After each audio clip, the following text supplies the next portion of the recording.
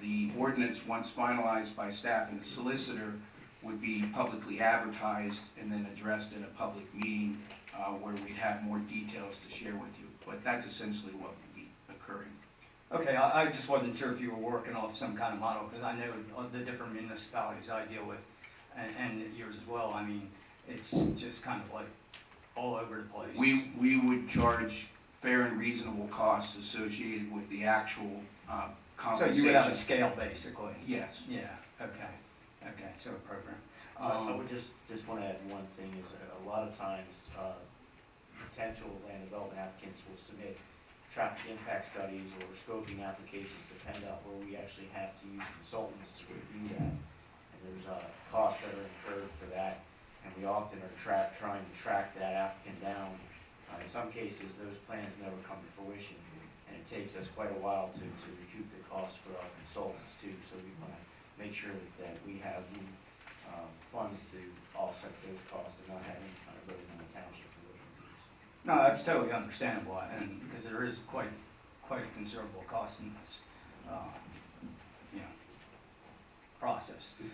Now, how would you do that? Is that would you be billing that? I mean, how do you know that the developer is going to pay those fees if he's only doing it in the preliminary stage and doesn't walk? Yeah, so again, depending on the situation, if they're submitting a sketch plan or if they're submitting a scoping application to PennDOT, those things would be, in my mind, what would be the cue to notify them that an escrow is required, and that we will start a project file for them. And obviously an escrow is just that, an escrow, any funds that are not used. So if they at any point stop the evaluation of their project, any remaining funds would be returned to them. But the cues would be a sketch plan or a request to review a plan or a scoping application for PennDOT or any other number of things for DEP, stormwater, that type of thing. Thank you, Jeremy. And to add to that, if the escrow was ever deplenished, as we do today with current land development plan reviews, then staff would conduct no further reviews until that escrow amount was replenished. Correct, okay. And then the developer receives invoices or statements indicating the amount and the reason for the bill. Would that be done almost like any type of thing? Would be a detailed billing produced monthly, or? Yeah, so we monthly, we have timesheets that we track our efforts for the different projects that are currently being reviewed by the township. And monthly, we make withdrawals from the escrow accounts to make the township whole for those expenses. Okay. And that's something all new for the township. So we currently do it for a land development plan. The model here, if you talk about a model ordinance, our model, I envision, and correct me if I'm wrong, would be just what we do for a land development application. Right. However, a lot of times the developers are coming in and before they make a submission and go to the board and are restricted by the 90-day time limit deadline, they want to get some input from the township or some level of formal review. And in those cases where we have staff expenses, but also we have consultant expenses, and we want to make sure the township's making it for. Right. Good clarification. Thank you. I want to jump to another matter, just to again bring up about the issue over at 1620 Wharf Bridge Road, because I know Keith, you're working on this, about the neighbor there and his encroachment, the shed setbacks.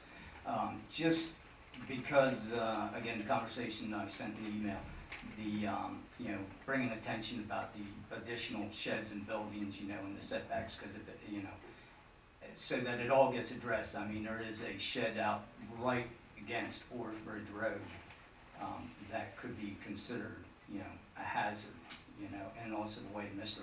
Walker runs his business, backing, tractor trailer.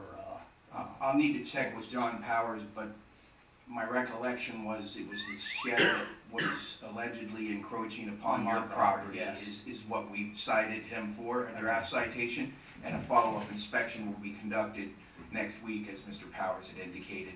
And then, assuming that we don't get compliance, as we haven't yet to date, Right. A citation will be filed, and then at a future date, the magisterial district judge will have our day in court, so to speak. I got you. And I know that's kind of more specific to me, and the other, encroachments and problems, I'm just kind of pointing them out because they are potential, I mean, they do not follow the ordinances that the township has in place, and just would hate for that, those would remain, My hope would be if we're successful in our day in front of the magisterial district judge, and then he was notified of subsequent additional property issues, that he would come into compliance, but perhaps that won't be the case. Depends how stubborn of an individual we're dealing with, and I'll just leave it at that. I got you. And like I said, I do appreciate the efforts, I really do. Thank you. Okay, thank you all. Thanks, Have a good Jim. night.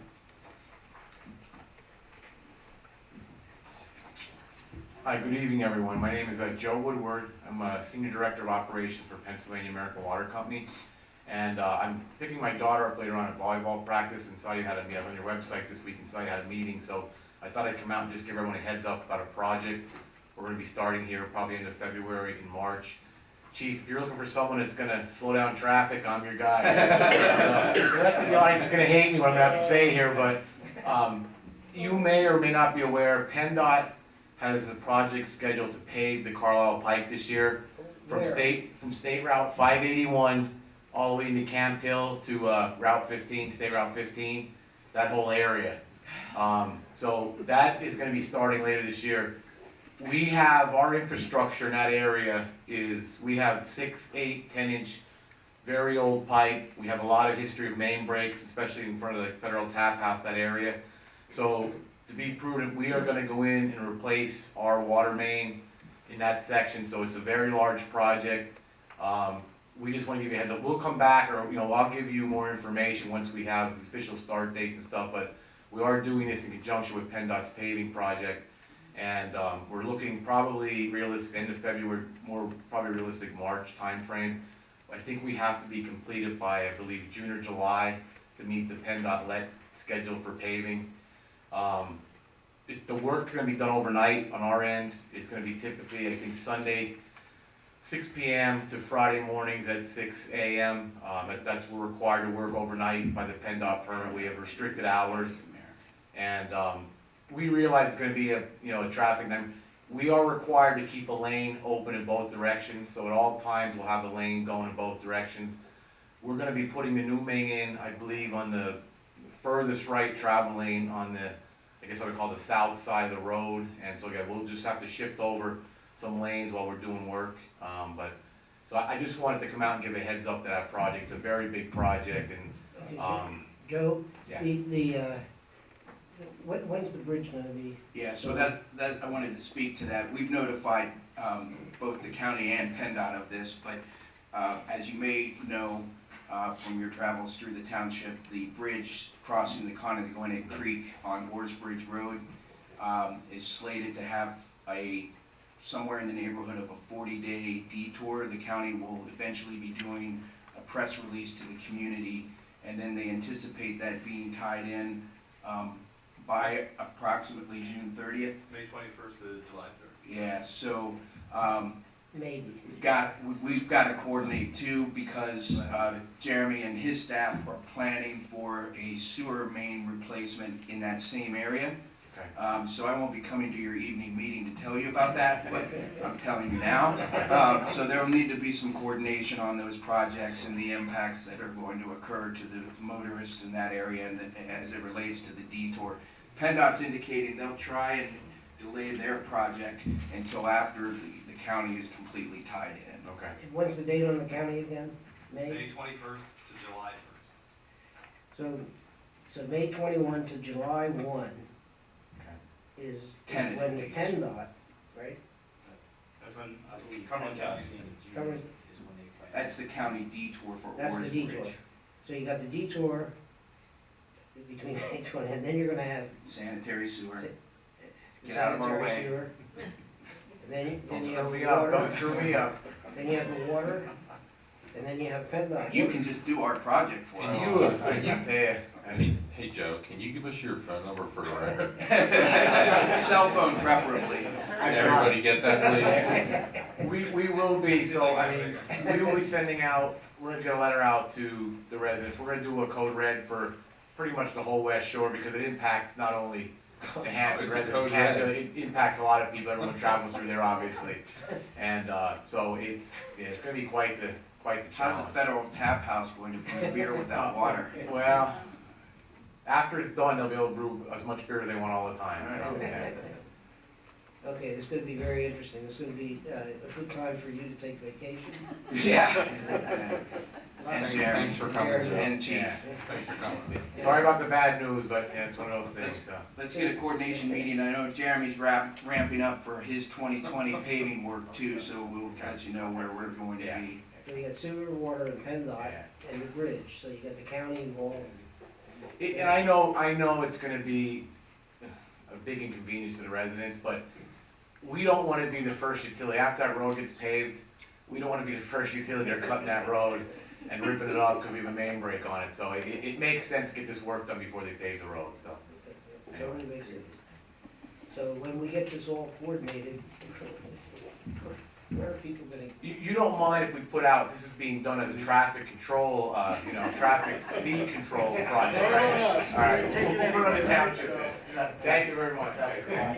Traffic calming, right? thanks, Joe. Commissioners, an item that's not on the agenda, and I appreciate his patience very much. You're joined this evening by Tom Stang with Waste Management. Just wanted him to have an opportunity to introduce himself to you and then see if you had any questions on the transition to that service. Good evening, Tom. Hi, Keith, thanks. Yeah, Tom Stang from Waste Management. I can either give you a quick summary as to what we've done to this point, and then you can fire a couple questions at me as to what you might have. So, last time I was in front of you was back at the end of August when we awarded the contract to Waste Management. We geared ourselves up and prepped for the startup of January 1st. Beginning on Wednesday, December the 4th, we started our rolling out of our carts. Over 22,000 carts between trash and recycling were delivered to residents throughout the township, and we wrapped those deliveries up on Saturday, the 21st of December. A lot went on during that time with residents originally wanting to opt out that didn't get carts, but as we had a list from the township and delivered them, a lot of other people were just saying, I don't want the cart, I don't want the cart. And there are probably people that throughout the years had said to Republic, we don't want these carts, but until we started getting them delivered, so our call volume as well as your call volume coming into the township office was get these carts removed. So before we started removing, we wanted to finish the deliveries. Anyhow, we got through that by the 21st of December. Started up services on Thursday, the 2nd of January. We had New Year's Day, so it was a holiday schedule, pushing back one day. And learning the routes, some side streets, what trucks could get to it, couldn't get to it. Calls coming in with missed pickups for trash or recycling or both. And, we've limped through that. And we've seen a steady decline of emails coming from township to us and calls coming into our call center. We're staffed up. On Mondays, we run 2 trash routes and 2 recycle. On Monday, Tuesday, Wednesday, we run 2 trash routes and 2 recycle routes. On Thursdays, we run 5 trash routes and 4 recycle routes. If you know where the Thursday area is of the township, your growing area. And Fridays, we run 3 trash routes and 3 recycle routes. So there's not a good balance within the township at this point in time. Keith and I have spoken in the past, maybe 6 months into the contract, we may want to come to look to balance some of our routing out. We had some very windy days, a couple days back to back or 3 days back to back. A lot of reports of blowing recyclables around. A lot of people on your social media questioning our carts. And I just thought I'd educate you all a little bit on the carts that we put out there. Waste Management, the largest solid waste recycling company in the country, has tested multiple cart manufacturers, and the cart that we purchased, the Cascade cart, held up best during wind tunnel testing that we did ourselves.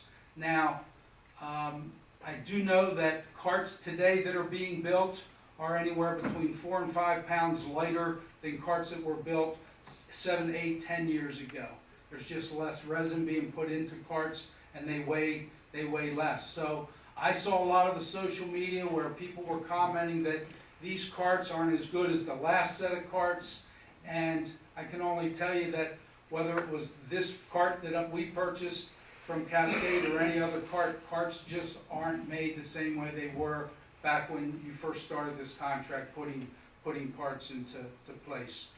We'll be gearing up for the yard waste services to start to begin, I believe, April sometime.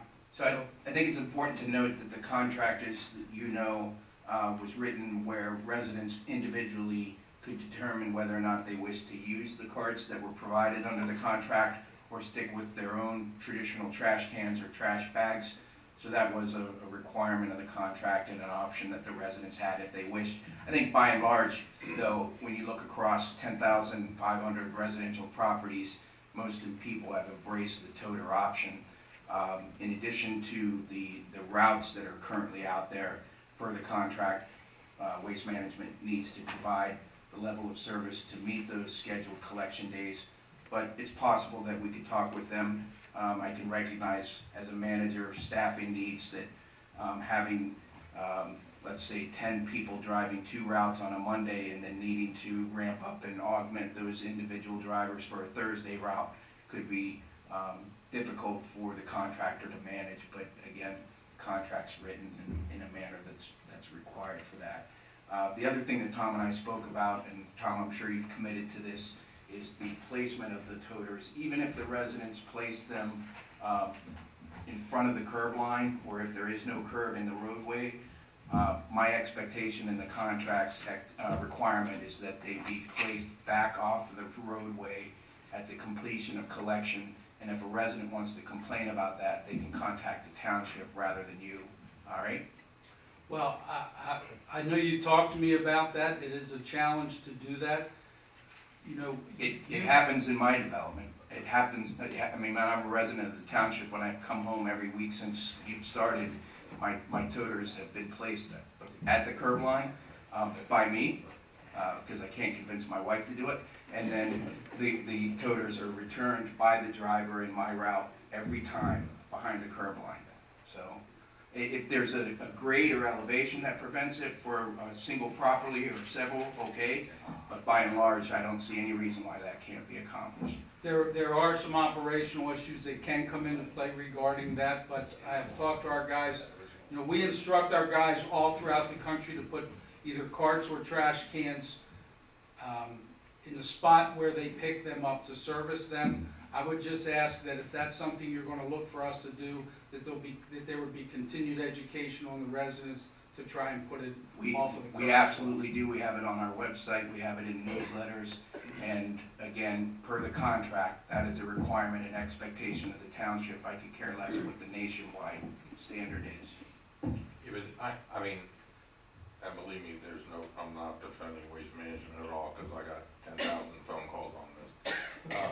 But as you drive through neighborhoods, there are residents that are putting the trash cans in the street. I understand. So, I mean, But the driver who's contracted by us can correct that when they're done collecting, in my humble opinion. What about the trash? Just operationally, I can tell you that when my guys do pull up, they're at a spot where their automated arm can reach that, okay? And if they now need to move that to a further spot, there could need to be some jockeying of that truck to be able to get it. I mean, these are conversations I've already had. If it's language in the contract, then it's language in the contract. There's not much I can do about it. We will work towards meeting every term and condition that's spelled out within the contract. I don't doubt that. And maybe someday you and I can take a ride during a route and just observe some of the collection practices and issues that I perhaps don't understand. I would welcome that. When trash blows out of the truck, now I haven't seen the truck, but people have explained it to me. They say that the truck has what do you want to call it, like a tub in the front of the truck. and the trash is dumped from the toter into that tub. Correct. And when the tub fills up, it lifts up and goes back into the truck. And from what I'm hearing, it's during that process that stuff blows out. Yeah, if you're familiar at all with commercial dumpsters where trucks come in with the forks, pick up a dumpster and then lift it up and dump it. Exactly. Our automated trucks that we use have a container on the front on a set of forks, and there's an automated arm coming off of the bucket that grabs the cart, dumps it into the container on the front, and then they do pick that up and lift it as if it were a front load. Your previous contractor had a side load that just picked it up from behind the driver's seat, so the driver's operating it. Our automated arm's in the front on the bucket, theirs was behind over the right shoulder on the back, and then that would grab it and bring it up. You could still, with either truck, you could have blowing of material coming out in the dumping process. I don't disagree that on strong windy days, when I have that bucket that's coming up to dump, we will have a tendency for more to get caught and to blow. Our guys do try and take all of that into consideration with how full they'll fill the bucket before they go through the dumping process. And as Keith has clearly stated to me, we are responsible for any spillage during the collection process that we have. And we will do that. I can tell you from being on the streets, a lot of the material during those windy days were carts being blown over also, even before we had gotten down some streets. And that's just a matter of the situation of the elements that we were dealing with Ending during that with time. gusts up to 50 miles an hour on one of those days, so. Well, somebody, you get, I would tell, all of us get this stuff, okay, except for Ken. We all get this, and today, just today, somebody said that they saw the truck going down the street, and as it was going down the street, did the operation as he's riding. He wasn't parked, he was moving and doing this, and it was blown all over the place, just saying. I don't know if that's, I haven't seen. I mean, he might do that like in a residential neighborhood. I don't know if it's a wire clearance that Well, he's in a trying to residential do, or neighborhood. if he's just, but he's not driving at a speed where he's moving to the next stop. It's typically maybe at a slow pace. I have seen our guys doing that as well. I'm just saying that even that motion of the vehicle moving forward would create some energy that might push, that might cause, and what's he gonna do, jump out of his cab and go pick stuff up? I mean, I just don't know if there's a way to tell your guys, this is the best way to do it, so you're not spilling trash in the township streets. I can certainly mention that Please. if he's moving forward while he's in the process of dumping. I mean, if it is overhead wires, then he can clear the wires and come to a stop and then pick it up and dump it at that. Just, I think that we seem to be getting an awful lot of complaints about that, the trash being spilled around neighborhoods, just saying. That's not what we're hoping. And that's why, Keith reached out and asked me to come out and come before you, and I wanted to try and, talk through some of the issues now and just keep it, these communications going forward. There's, Right. are there any other issues that you can bring to my attention while we're here? I got a phone call this morning, someone said that the toter just left, so almost, he said the middle of the street, I'm not sure. That was entirely accurate, but a lot of this is anecdotal, there's one, they'll get calls or emails or whatever from individuals about different incidents. I recognize that there's a transition period as you come on board. One of the questions I have is, are all of your trucks equipped with the mechanical devices to pick toters up, or tubs up, whatever you want to call them? I remember early on, when you first took over, I heard that some of the drivers were lifting them rather than with any mechanical. We have the automated trucks. We were bringing some additional crews in, like on a Thursday route with all the extra trucks. We were bringing in some additional crews that may have finished the route, and they may have been going into a traditional rear loading truck. Those rear loading trucks do have cart flippers to help with the flipping, but sometimes the